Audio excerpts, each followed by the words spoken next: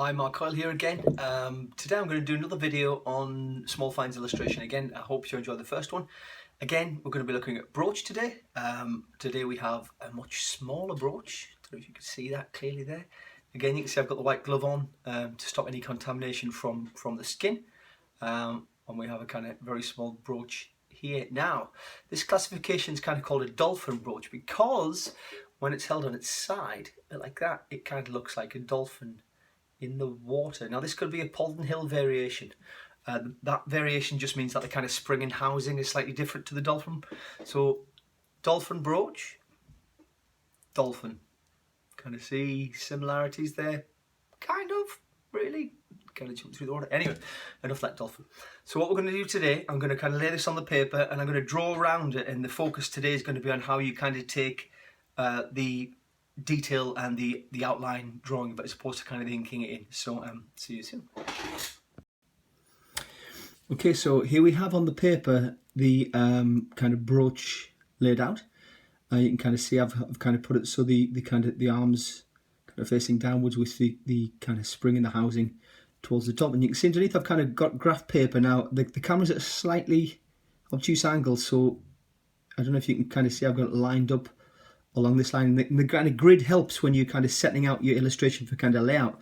What I also have is a set square here, and what I'm going to do is literally very gently place the set square right on the edge of the brooch, and then just make some markings very carefully around the brooch itself, a bit like join the dots. So what you will have, hopefully, when I've finished this, is the kind of dotted outline of the brooch itself. Now, hopefully, those dots won't be kind of shown up too much on the camera, simply because using the set square, you're making sure that the pencil itself is kind of lined up with the kind of bottom of the set square itself when it hits the paper, so you've got kind of minimal distortion. So again, making sure that you're just touching the brush. Now be very careful, obviously, because the objects themselves are very old and delicate, and you want to make sure that you are kind of handling these with utmost care. So hopefully what you will eventually get is a kind of join the dot shape. Now if I move this off, I'm not going to finish it here, I'm just going to kind of show you if I kind of remove this, what you're going to have on the paper here is the kind of the dots, the outline. So what that will do is, I'm not going to use this as the final drawing obviously, but just to show you here, you would join those up, and what you should get is the kind of outline of the shape of the brooch itself. Hopefully you can kind of see there the kind of pencil sketch, the outline. Obviously with the camera angle it's kind of wobbly, so you'll kind of get the kind of the way it sits there. So obviously by going around carefully, you can make sure that each measurement kind of recorded is done very accurately. Okay, so what I really want to show in this video is the brooch, and I'm just going to move it up with the kind of gloves, put it to one side, and you can kind of see the outlines there. But what I've done is I've drawn up 4 times the size.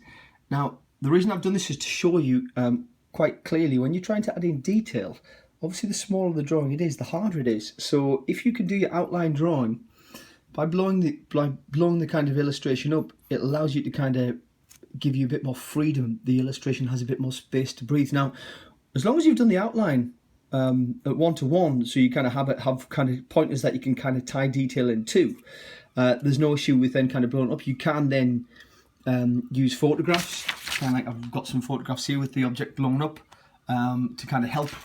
Obviously, I can then use those to kind of measure from, as well as the object, if there are any kind of detail that I'm really kind of struggling to get to. But you've got to make sure that the photographs themselves are kind of photogrammatically enhanced to make sure that there's no kind of distortion on them. But that's just a quick video to kind of show how you can kind of take the outline of a drawing, turn it into a pencil sketch, and obviously I've enlarged this up 4 times the size scale wise. I've just done it quickly as a kind of Blue Peter kind of, this is one I've made earlier.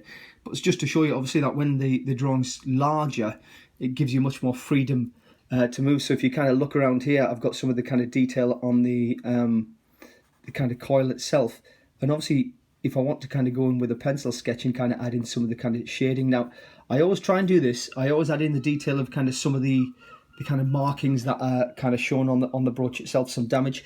I may not put those into final illustration, but obviously with the photographic record I've got here on the object in front of me and the pencil sketch, I can make as detailed record as possible. Now, that's if the objects need to go back to the specialist, then obviously you've got enough information to work from.